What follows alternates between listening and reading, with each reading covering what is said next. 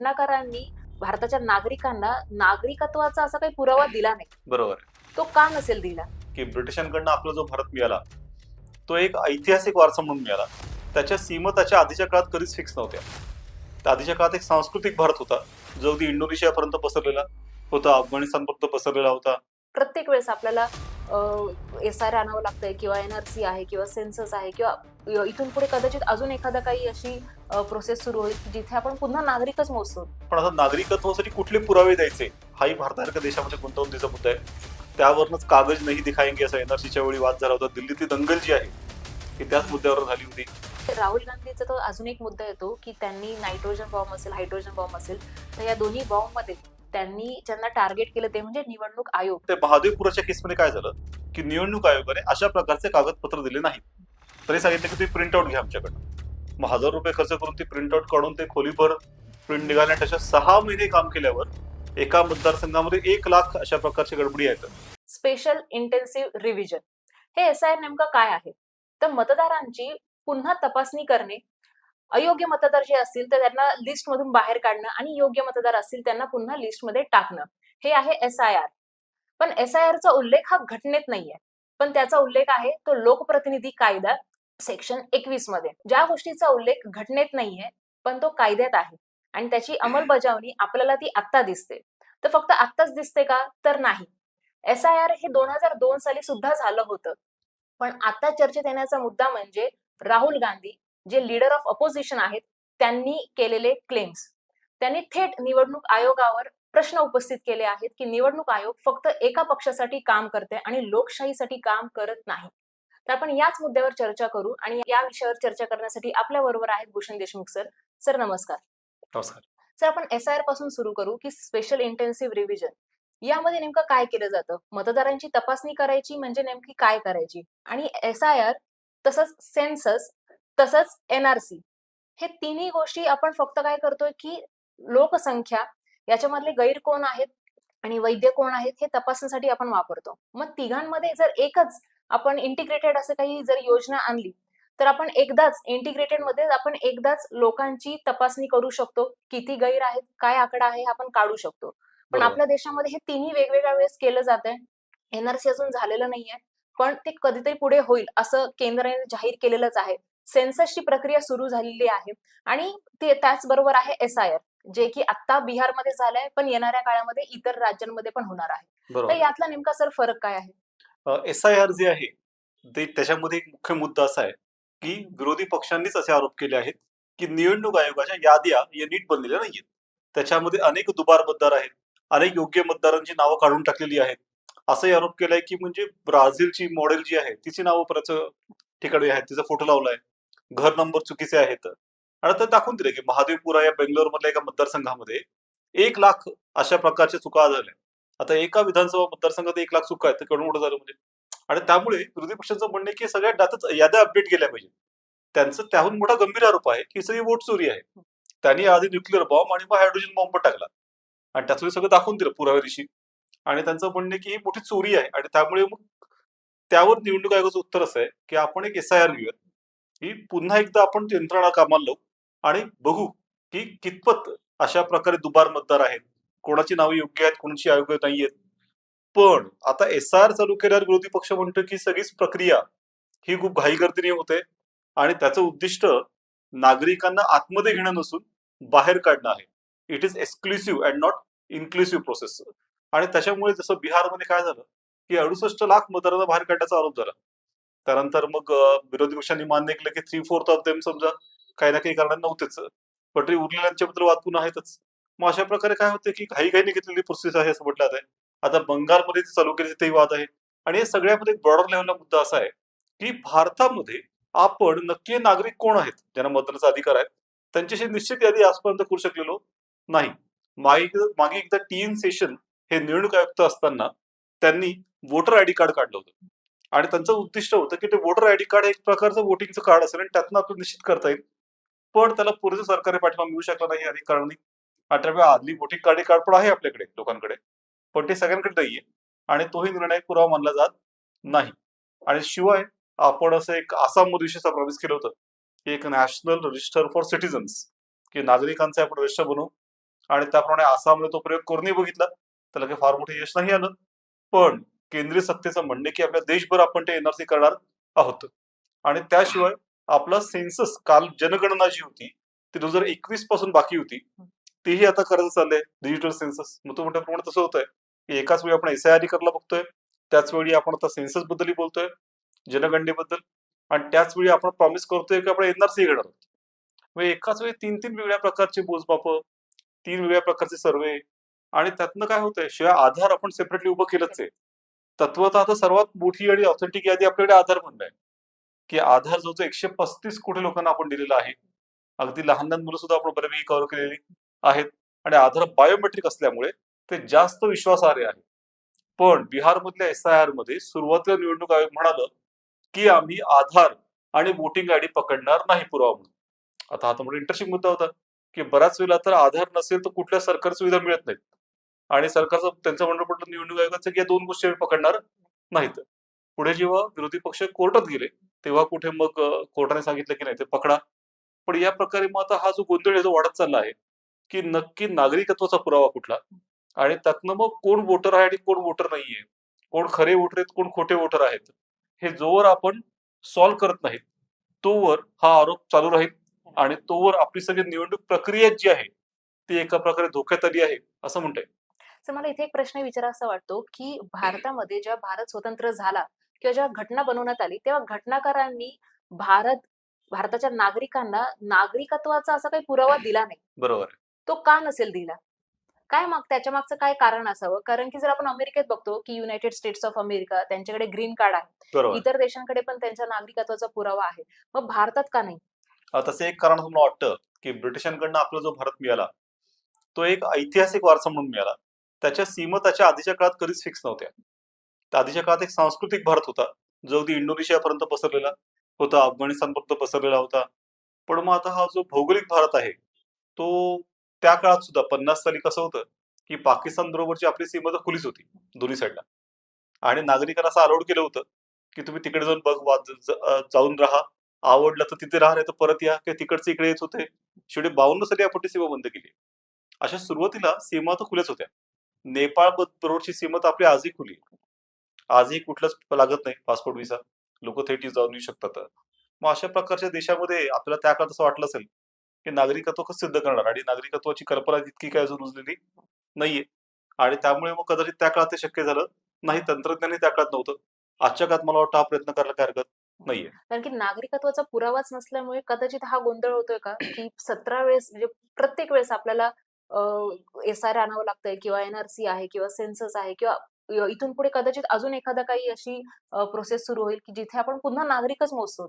म्हणजे आपण एक टाईम कन्झ्युमिंग गोष्टीकडे पण जातोय आणि कदाचित आपण मागेही जातोय का? कारण की आता टेक्नॉलॉजी एवढी पुढे आलेली आहे. एक्झॅक्टली. आपण त्याचाही वापर करू शकतो. बरोबर आहे. आणि प्लस जर आपण 3-3 प्रोसेस आणतोय, तर आपण ह्या 3 प्रोसेसमध्ये आपण तितकाच पैसा सुद्धा वाया घालवतोय. बरोबर आहे. मग हे भारतासारख्या देशासाठी जिथे आज गरिबी पण आहे किंवा बेरोजगारी पण आहे आणि हे सिच्युएशन किंवा हे प्रॉब्लेम्स असताना सुद्धा आपण त्याच गोष्टीवर पुन्हा पुन्हा पैसा जर आपण वाया घालवतोय, तर मग हे पण भारतासाठी ही चुकीची गोष्ट नाही का? चुकीची आहे, पण आता नागरिकत्वासाठी कुठले पुरावे द्यायचे हाही भारतासारख्या देशामध्ये गुंतवणुकीचा मुद्दा आहे. त्यावरच कागज नाही दिखाएंगे असा एनआरसीच्या वेळी वाद झाला होता. दिल्लीतली दंगल जी आहे ही त्याच मुद्द्यावर झाली होती. मग त्यामुळे मग हे सगळं न झाल्यामुळे तोटा असा होतोय मात्र की वारंवार असा आरोप होतो की घुसखोर मतदान करतायत, घुसखोरांना पद्धतशीर त्या देशामध्ये आणलं जातंय, असा सत्ताधारी पक्षाचा आरोप आहे. पण सर इथे आधार कार्डचा एक मुद्दा येतो, की आधार कार्ड मध्यंतरी सुप्रीम कोर्टाने एका निर्णयामध्ये सांगितलं, की आधार कार्ड हे कंपल्सरी डॉक्युमेंट नाहीये. बरोबर? बरोबर मग आहे. हे कंपल्सरी नाहीये, पण आधार कार्ड काढण्याची प्रोसिजर असं म्हणू शकतो, की फेक सुद्धा झालेली आहे. मध्यंतरी एक रोहित पवार यांनी प्रेस घेतली होती आणि त्यांनी बनावट आधार कार्ड त्यांनीच दाखवलं होतं, की कसं बरोबर आहे. काढू शकतात आणि असे कितीतरी वेबसाईट्स आहेत आणि त्यांनी त्यामध्ये ट्रम्प यांचं बनावट आधार कार्ड काढलं होतं. बरोबर आहे. मग असं जर आधार कार्ड बनावट काढू शकतात, तर मग घुसखोरी नक्कीच होऊ शकते ना? घुसखोरी तर होऊ शकतेच. घुसखोरी तर प्रश्नच नाहीये. आधार कार्डही बनावट होऊ शकतं. पण मला वाटतं त्याच्यात निदान टेक्निकली आपण हा प्रयत्न करू शकतो, की ती प्रक्रिया जास्तीत जास्त रिफाईन करून कमीत कमी अशा प्रकारच्या गोष्टी होतील. पण त्या पलीकडे आपण रेशन कार्ड बघितलं, ड्रायव्हिंग लायसन्स बघितलं, तर त्यात तर अजिबातच गॅरंटी देता येणार नाही. त्यात तर काहीही होऊ शकतं म्हणजे. त्या निमित्त त्या त्या त्या कंपॅरेटिव्हली आधार हे रिलेटिव्हली चांगलं हं. प्रूफ आहे, असं माझं म्हणणं आहे. आता इथे राहुल गांधीचा तो अजून एक मुद्दा येतो, की त्यांनी नायट्रोजन बॉम्ब असेल, हायड्रोजन बॉम्ब असेल, तर या दोन्ही बॉम्बमध्ये त्यांनी ज्यांना टार्गेट केलं ते म्हणजे निवडणूक आयोग. बरोबर आहे. आणि निवडणूक आयोग ही घटनात्मक संस्था आहे. 324 कलम 324 नुसार तिची स्थापना झालेली आहे. ती इंडिपेंडेंट पण आहे आणि ती ऑटोनॉमस पण आहे. स्वतंत्र सुद्धा आणि स्वायत्त सुद्धा. आणि या घटनात्मक संस्थेवर राहुल गांधी यांनी काही आरोप केलेत. त्यांचं म्हणणं असं आहे, की आम्हाला त्यांनी सॉफ्ट कॉपी द्यावी. मतदार याद्यांची त्यांनी सॉफ्ट कॉपी द्यावी, जी निवडणूक आयोगाने दिली नाहीये. पुन्हा राहुल गांधी यांनी मागणी केली होती, की आम्हाला सीसीटीव्ही फुटेज देण्यात यावे. ते सुद्धा निवडणूक आयोगाने मान्य केलेले नाहीये. बरोबर आहे. याच्या मागचं कारण काय? आणि अजून एक प्रश्न महत्त्वाचा तो म्हणजे निवडणूक आयोगाने एक नियम काढला तो म्हणजे 45 दिवसांचा. निवडणुकीचा निकाल लागल्यानंतर 45 दिवसानंतर सीसीटीव्ही फुटेज, व्हिडिओ फुटेज हे डिलीट केले जाईल. याच्या मागचं सर नेमकं कारण काय? नाही, मग आता 45 या दिवस का? सगळ्यामध्ये निश्चितच निवडणूक आयोगाची भूमिका तर संशयास्पद बनत चाललेली आहे. त्यातला एक उदाहरण बघितला तर डिजिटल प्रिंट दिल्या मतदार याद्या, तर त्याचा खूप मोठा चांगला वापर करून आता बिग डेटा अनालिसिस असतं, विविध प्रकारचे एआय ऍप्स उपलब्ध आहेत, की ज्याच्या मदतीने आपण काय करू शकतो, की कोण अशा प्रकारचे दुबार मतदान करणारे आहेत, खोटे खोटे पुरावे ज्यांच्याकडे ऍड्रेस आहेत, डुप्लिकेट विविध राज्यांमध्ये ज्यांची नावं नोंदलेली आहेत, ते सहज करू शकतो बाहेर. पण ते महादेवपुराच्या केसमध्ये काय झालं, की निवडणूक आयोगाने अशा प्रकारचे कागदपत्र दिले नाहीत. तरी सांगितलं की तुम्ही प्रिंट आउट घ्या आमच्याकडनं. मग ₹1000 खर्च करून ती प्रिंट आउट काढून ते खोलीभर प्रिंट निघाल्या आणि त्याच्या 6 महिने काम केल्यावर एका मतदारसंघामध्ये 1,00,000 अशा प्रकारच्या गडबडी आहेत. असं जसं अशा प्रकारे अख्ख्या देशाचं करायला बसलो आपण, तर किती वेळ आणि किती कार्यकर्ते लागतील याला काही गणनाच नाही. त्यामुळे ती कॉमन सेन्स आहे की डिजिटल प्रिंट द्या, ही सगळी प्रक्रिया जास्त रिफाईन होईल ना. मग यामागे आता यांनी वेगळाच नियम बनवलाय, जसं तुम्ही म्हटल्याप्रमाणे की 45 डेजचा नियम आत्ताच बनवून टाकला परस्परच, की यापुढे आम्ही कोणताही डेटा 45 डेजच्या पुढे ठेवणार नाहीत. त्याच्या आत तुम्हाला काय मागायचं होतं मागा. आता हा इंटरेस्टिंग मुद्दा आहे, की का असा निर्णय घेतला बाबा. आता तर उलट क्लाउड स्टोरेज आलेले आहेत, डेटा कॅपॅसिटी वाढत चाललेली आहे. आपण स्वतः भारत सेमीकंडक्टर मिशन चालू केलेलं आहे. 6 असे प्लांट टाकायला घेतले आहेत आणि आता जगभर विविध प्रकारचा डेटा साठवण्याची पद्धत आहे. अगदी Facebook, Google या लोकांनी अगदी आपण एकदा जरी लाईक केलं असेल, तरी ते आयुष्यावर साठवून ठेवतात. असं मोठे-मोठे डेटा सेंटर त्यांनी विविध देशांमध्ये टाकले आहेत. मग असं असताना आपण उलट्या दिशेने का चाललो आहोत? आपण का म्हणतो की 45 डेज नंतर आपण डेटा डिलीट करून टाकू? खरं तर हा सगळा निवडणुकीचा अभ्यास करून आपल्या निवडणुकीचा ट्रेंड बघता येईल. त्याचा विविध प्रकारे अभ्यास करून दोषे चांगले बळकट करता येईल. आपलं राजकीय विज्ञान जे आहे पॉलिटिकल सायन्स ते अजून चांगलं बनवता येईल. मग असं का? आणि तिसरा मुद्दा जो होता की सीसीटीव्ही कॅमेराचं आम्ही चित्रण नेणार नाही. त्यातनं प्रायव्हसीचा भंग होईल आणि स्त्रियांचं पण याच्यात चित्रण येईल. तर ही कोणी इंटरेस्टिंगच बाब आहे, की आपण एखाद्या बेडरूममध्ये चित्रीकरण केलं तर ते आपली प्रायव्हसीचा भंग होतोच. कारण ते आपलं घर आहे आणि आपलं बेडरूम आहे. पण मतदार केंद्र हे काही खाजगी ठिकाण नव्हे. त्यामुळे तिथला डेटा त्याला काहीच हरकत नाही. जसं आपण ट्रॅफिकवर उभा असतो सिग्नलला आणि सिग्नल तोडला, तर त्याचं चलन चित्रीकरण करून होतं. चलान मिळतं की आपल्याला. मग तसं जर असेल, तर मग अशा प्रकारे बोलायचं कारणच काय आहे? मग अशा प्रकारचे आर्ग्युमेंट करणं याच्यातनं म्हणजे ते एक बालिशपण आहे एक प्रकारे. आणि अशा प्रकारे असं दिसायला लागलंय, की निवडणूक आयोग हा स्वायत्त जरी वाटला, तरी तो आता एकीकडे झुकायला लागलाय की काय? असा संशय घ्यायला तरी जागा निर्माण केलेली आहे. तर निवडणूक आयोग ही घटनात्मक संस्था आहे आणि त्याच्यामुळे त्यांनी इंडिपेंडेंट याच्यासाठी सांगितलेलं आहे, कारण बरोबर आहे. की त्यांची नेमणूक, ही नेमणूक जी आहे ती एक्झिक्युटिव्ह त्यांच्यापासून ती वेगळी असणार आहे किंवा बरोबर आहे. सेपरेशन ऑफ पॉवरचं इथे एक आपल्याला एक्झाम्पल दिसतं. तर पूर्वी निवडणूक आयुक्तांची नेमणूक कशी केली जायची, तर 1950 पासून ते 2023 पर्यंत अशी काही प्रोसिजर नव्हती. एक सिलेक्शन पॅनल असायचं, त्याच्यामध्ये प्रधानमंत्री होते, लीडर ऑफ अपोजिशन असायचे आणि सर्वोच्च न्यायालयाचे सीजेआय म्हणजेच सरन्यायाधीश असायचे आणि हे तिन्ही मिळून केंद्रीय निवडणूक आयुक्तांची नेमणूक करायचे. आता 2023 मध्ये केंद्र सरकारने परस्पर असा निर्णय घेतला, की त्यांनी या सिलेक्शन पॅनलमधून सीजेआय जे होते सरन्यायाधीश यांना काढून टाकलं आणि त्या जागी केंद्रीय मंत्र्यांची नियुक्ती करण्यात आली.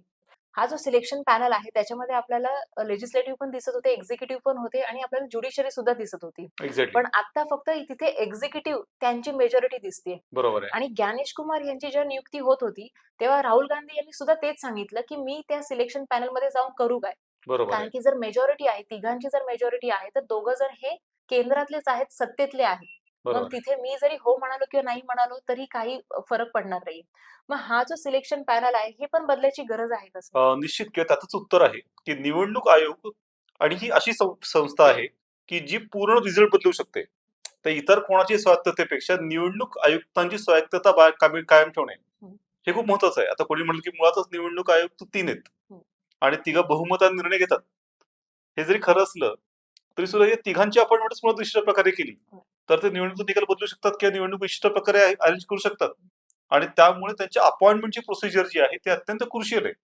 त्यात जर केंद्राचे 2 मंत्री आणि एक विरोधी पक्षनेता, आणि विरोधी पक्षनेता सुद्धा कधी असतो, जर त्याला विरोधी पक्षनेता म्हणून ते मिळायला जायचं तर, नसेल तर मग मिटिंग नाहीच.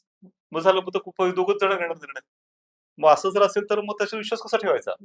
किंवा जागतिक स्तरावर अशी निवडणूक जी आहे ती योग्य मानली जाणार नाही. कारण मुळात जगभरामध्ये निवडणुका होणं हे लोकशाही मानत नाहीत. अगदी रशियामध्ये निवडणुका होतात, पुतीन रेग्युलर निवडणुका घेतात, पण ते लोकशाही आहे तसं कोणीही ते स्वतःही मानणार नाहीत. ते नुसतं निवडणुका होणं म्हणजे काही लोकशाही नव्हे ना. लोकशाही संस्थात्मक असते. या तुमच्या संस्था कितपत स्वायत्त आहेत, बळकट आहेत आणि स्वतंत्रपणे आपले काम ते करू शकतायत का?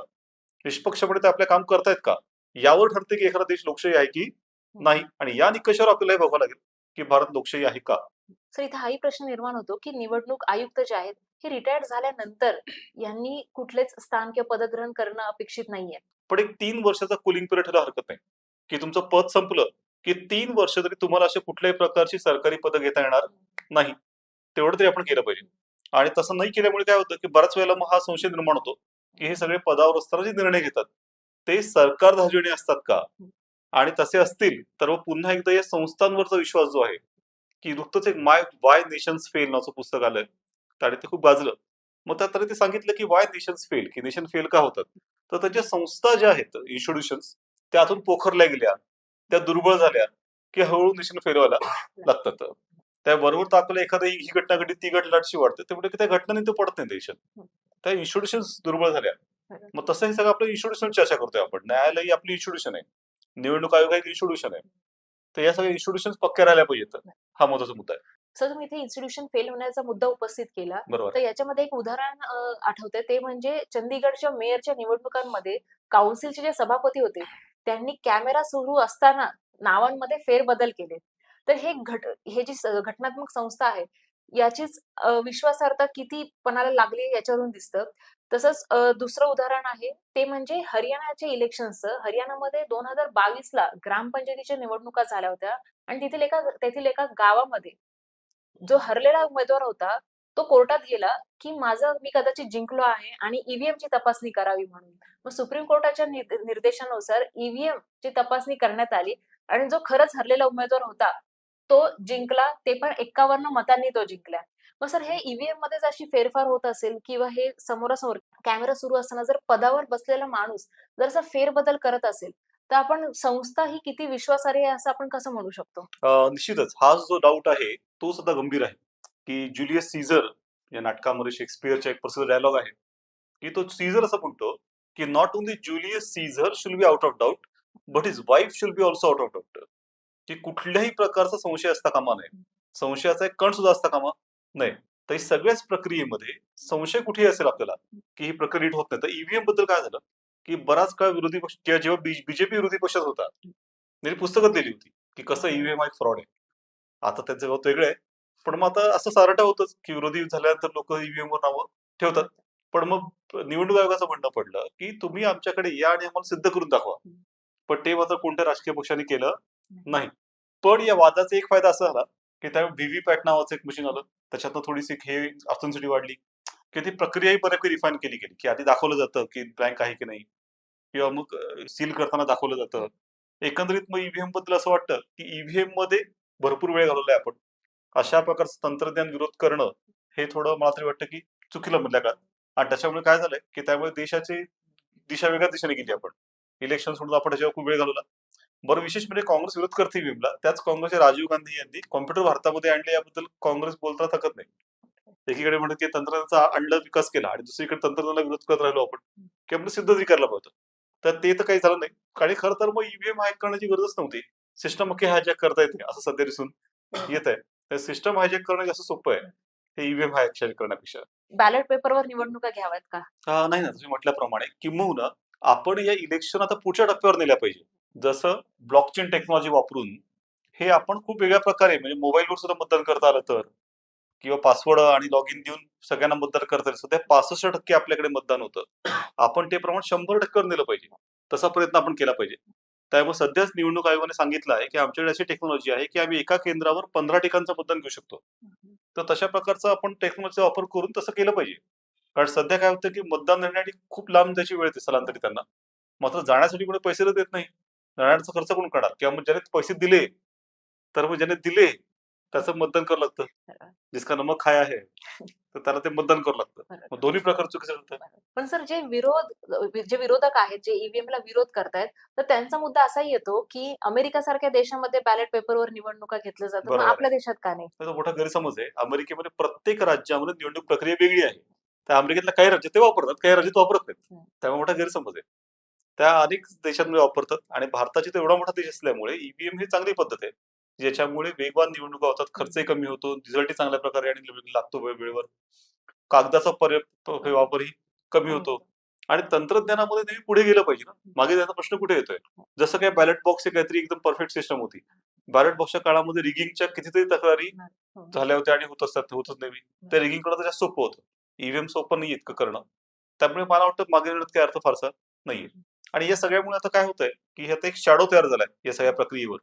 त्यामुळे आता धोकेच निर्माण झालेत, की यापुढच्या काळामध्ये इलेक्शनवरचा विश्वासच उडाला, तर मग जेन-झेट टाइप उठा होऊ शकतात किंवा मुळात मतदानाचं प्रमाण कमी होऊ शकतं किंवा नोटावरची मतं वाढू शकतात. अशी प्रक्रिया सगळी आता यापुढे धोक्यात येईल. आणि मग शेवटी महाराष्ट्र सरकारने आता नवीन नियम बनवलाय, की कोणी आमदार खासदार आला की सरकारी अधिकारी उभं राहून आदर दिला पाहिजे. तर आदर मागावा लागतो, हेच दुर्दैव आहे आणि ही स्थिती आहे आज. तसं तर तुम्ही इथे नोटाचा मुद्दा काढलाय. तर नोटाला बरेचदा असं होतं, की नोटालाच जास्त मतदान मिळतंय किंवा नोटाला लोकं जास्त प्रेफरन्स देत आहेत. एक्झॅक्टली. मग नोटा हे कन्सिडर करायला हवं का आपण? नाही ना, पण निगेटिव्ह मत आहे एक प्रकारे नोटा. त्याला कसं करणार? फक्त असं नाही आपल्या पुढच्या काळात करता येईल, की समजा जो जिंकला त्याच्याहून जास्त मतं मिळाली असतील, हं. तर ती निवडणूक पुन्हा घेतली पाहिजे. असं काहीतरी पुढच्या टप्प्यात आपल्याला करता येईल. पण थेट सध्या नोटाचं काहीतरी असं करणं आपल्या बाजूवर शक्य नाहीये. कारण की सर नोटा ही याच्यासाठीच दिले, की जर वरील कुठले उमेदवार तुम्हाला पसंत नसतील किंवा करेक्ट, आवडत नसतील किंवा त्यांनी करेक्ट, काही कामं केलीच नसतील, करेक्ट. म्हणून तुम्हाला हा एक ऑप्शन आहे, की नोटा. बरोबर पण आहे. सरकारचं असं म्हणणं आहे, की किमान तुम्ही मतदार बूथवर या आणि आणि मतदान मतदान करा. करा. भले ते नोटाला करा, पण ते करा. बरोबर आहे. पण मग याच्या व्यतिरिक्त आपण असा एक पर्याय आणू शकतो का, की राइट टू रिकॉल हं. जिथे डायरेक्ट डेमोक्रेसी आहे, ते प्रत्यक्ष डेमोक्रेसी, लोकशाही पद्धत. तर तिथे राइट टू रिकॉल आहे, की जर एखादा उमेदवार आपण निवडून दिला आणि तो जर संसदेत जाऊन काम करत नसेल, तर आपण जे काही नागरिक आहेत ते त्यांना पुन्हा बोलवू शकतात आणि त्याच्या जागेवर दुसऱ्या उमेदवाराला पाठवू बरोबर आहे. शकतात. मग तसा ऑप्शन आपण भारतात आणू शकतो का? ती इंटरेस्टिंग कल्पना आहे. फक्त त्यात इश्यू असा आहे, की मुळातच 65% मतदान लोकांनी केलंय. उरलेल्या लोकांचं काय? समजा राईट टू रिकॉलच्या वेळी उरलेले लोकच आले मतदानाला आणि हे आलेच नाही 65%. या 65%तल्या कोणी निवडून दिलं, हं. त्याला मतं टाकली आणि कोणी विरोध केला. आपली मुळातच बहुरंगी निवडणूक असते. त्याच्यामध्ये अगदी तुम्हाला 11% मतं मिळाली, तरी तुम्ही जिंकू नाही शकता कारण उरलेल्या लोकांना त्याहून कमी असतील तर. मग अशा प्रकारे हा मोठा धोका आहे, की त्यामुळे मग राईट टू रिकॉलमध्ये बदला म्हणून काही लोकं एकत्र येऊन डायरेक्टली रिकॉल करू शकतात. ते प्रॅक्टिकल ते शक्य नाहीये. नाही कदाचित भारतासारख्या मोठ्या लोकसंख्यावाल्या देशामध्ये सुद्धा पॉसिबल नाहीये. कारण की इथे अजूनही एक प्रकारची इलिटरसी आहे. पॉलिटिकल इलिटरसी ती तेवढी नाहीये. कारण की जर तसं असतं, तर आज आपल्याकडे कल्याणकारी योजनांच्या नावाखाली आपल्याला असे पैसे वाटण्याची योजना आणायची गरज नसती लागली. आणि तोच आता मुद्दा आहे, की मॉडेल कोड ऑफ कंडक्ट ही आचारसंहिता जेव्हा सुरू होती, तेव्हा बिहारमध्ये महिलांना ₹10,000 वाटण्यात आलेले आहेत. एक्झॅक्टली. सुरू असताना. सुरू असताना आणि त्याच्या आधीचं तर काय करतात ते काही इश्यूच नाही. हो. म्हणजे तसं महाराष्ट्रामध्ये पण लाडकी बहीण योजना आणण्यात आली. पण ती निवडणुकीच्या आधी आणली आणि निवडणुकीच्या काळामध्ये पैसे वाटणं थांबवण्यात आलं होतं. म्हणजे मॉडेल कोड ऑफ कंडक्ट जे आचारसंहिता असते तेव्हा ते थांबवण्यात आलं होतं. पण बिहारमध्ये तसं झालं नाहीये. मग अशा परिस्थितीमध्ये निवडणूक आयोग करतंय काय? हाच आपल्यापुढे एक मोठा पेचात उभा राहिलाय, की हे जर संस्थात्मक फेल्युअर असेल किंवा जर आपण संस्थात्मक करप्शन असं म्हणूयात, की बऱ्याच वेळेला करप्शनची आयडिया आपली काय असते, की कोणीतरी लाच घेतली, कोणी कोणाला पैसे दिले, तर हे तर त्याहून वरच्या लेव्हलचं करप्शन आहे. हे संस्थात्मक करप्शन आहे, की ज्याच्यामध्ये संस्थाच करप्ट झाल्या असतील, तर मग लोकशाहीचे जे सगळे पिलर आहेत ते हरायला लागतात. आणि त्यामुळे या सगळ्यामध्ये नागरिकांची भूमिकाही महत्वाची आहे, की हा कोणत्या एका पक्षाचा सत्ताधारी, विरोधी हा मुद्दा नाहीये. हा आपली लोकशाही टिकते का जमते या सगळ्याचा मुद्दा झालाय. आणि त्यामुळे यापुढे प्रत्येक नागरिकाने अलर्ट राहून आपलं नाव मतदार यादीत आहे का? हे सगळं चेक करता येतं ॲपवरून. तर ते चेक केलं पाहिजे. आपलं नाव असं कोणी सगळं वापर करत नाहीये ना, हे बघितलं पाहिजे. आता महाराष्ट्रामध्ये लोकल इलेक्शन चालले आहेत. त्याच्यामध्ये काय झालंय, की राज्य निवडणूक आयुक्तांचं म्हणणं आहे, की आमच्या यादीमध्येही दुबार मतदार आहेत. आम्ही त्याच्यात 2-2 ॲस्टेरिस्क मार्क टाकलेत. थोडक्यात ते मान्यच करतात की आमच्याकडे दुबार मतदार आहेत, पण आम्ही काही करू शकत नाही. आम्हाला जशा याद्या मिळाल्या केंद्राकडनं तशा आम्ही ते इम्प्लिमेंट करतो. मग त्यात गोंधळ असेल तर आमच्या ते गोंधळ आहे. आम्हाला पूर्वी अधिकार होते स्वतः मतदार यादी बनवायची, या मतदार याद्या, पण मधल्या काळात राज्याने हे अधिकार केंद्राकडे देऊन टाकलेले आहेत आणि त्यामुळे आम्हाला यामध्ये काही करता येणार नाही. आता हा इंटरेस्टिंग मुद्दा आहे.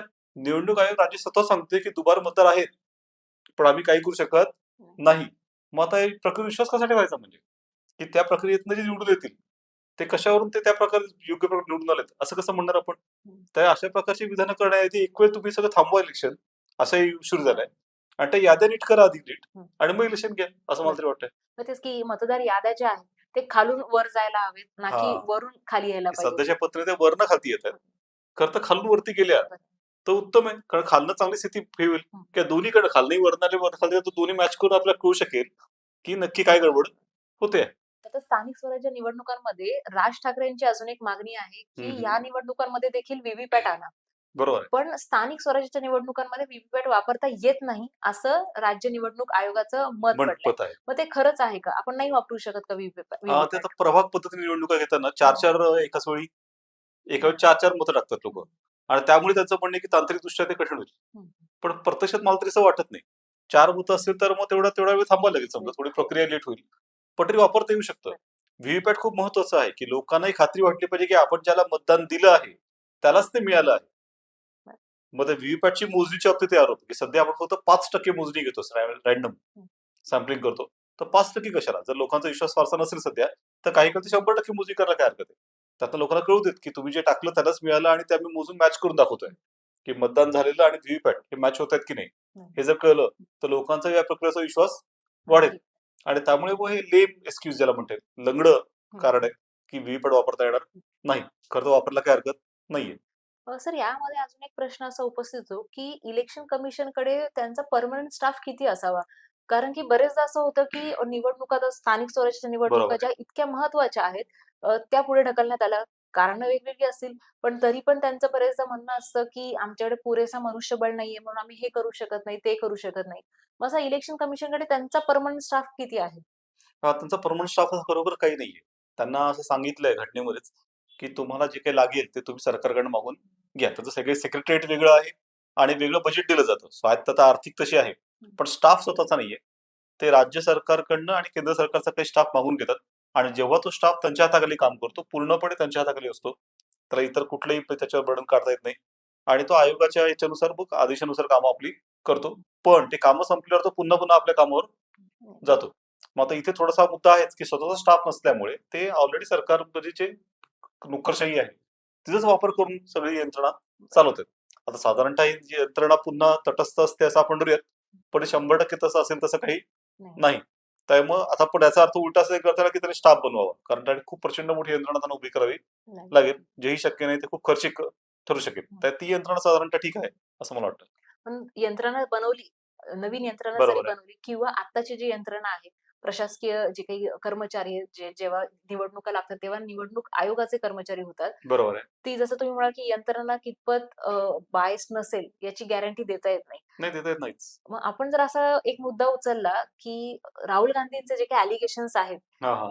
बीजेपीवर नाहीये त्यांचे तसे, पण जर आपण बीजेपी खरंच असं जर वागत असेल किंवा बीजेपीने निवडणूक आयोग असेल किंवा ज्युडिशरी आहे, यांना मुठीत ठेवलंय, असं जर आपण बघितलं, तर ते कितपत खरं आहे? म्हणजे आपण दोन्ही बाजू घेऊ शकतो, की खरंच ठेवलं आहे का नाहीये? नाही, मग हा अगदी गंभीरच आरोप आहे, की असं म्हणत आपण की हा आरोप जर ते तार्किक अंतापर्यंत घेऊन गेले तर मग बीजेपीचं नाव एवढं बदनाम होईल की त्यांना एवढं तोंड दाखवता येणार नाही.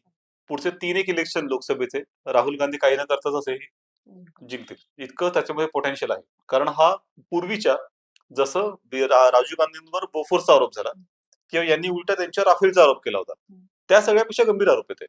ते नुसते करप्शनचे आरोप होते, आणि त्यासुद्धा झालं नाही, झालं मुद्दे दोन्ही वेळेला, आणि दोन्हीमध्ये काही तार्किक अंतरा कोणीच पोहोचू शकलं नाही. बीजेपी बोफोर्समध्ये पोहोचू शकले नाहीत, आणि हे राफेलमध्ये पोहोचू शकले नाहीत. त्यावेळी तसं त्याचं काही नाही. पण मग इथे खूप गंभीर आरोप आहे की तुम्ही डायरेक्ट सिस्टम मॅनिप्युलेट करतात, असा आरोप आहे. तर थोडक्यात काय, तुमचा लोकशाहीवर विश्वास नाही, मग हा आरोप आहे. मग हा गंभीर आरोप आहे. ती निवडणुका लढतायत, तुमचा पक्ष आहे, पण तुमच्या निवडणुका प्रक्रियेत विश्वासच नाहीये. ते निवडणुकींच्या आडून हुकुमशाही प्रस्थापित करतात, असा आरोप आहे.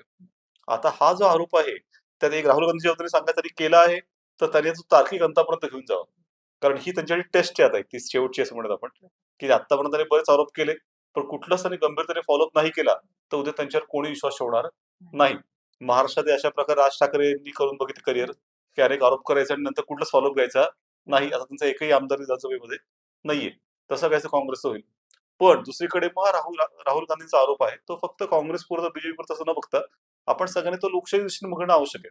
की राहुल गांधींनी जे काही अलिगेशन्स केलेले आहेत, त्यांनी जो काही प्रश्न उपस्थित केलेला आहे, जो काही मुद्दा उपस्थित केलेला आहे, तो जरी त्यांनी संपवला, तरी नागरिकांनी हा मुद्दा संपवू नये. नागरिकांनी जागरूक राहावं आणि येणाऱ्या निवडणुकांमध्ये आपली नावं मतदान यादीत आहेत की नाही, हे नक्कीच तपासावं. तुम्हाला हा व्हिडिओ कसा वाटला आम्हाला कमेंट्समध्ये नक्कीच कळवा आणि इतर विषयांचे व्हिडिओज बघण्यासाठी चॅनलला नक्की सबस्क्राईब करा.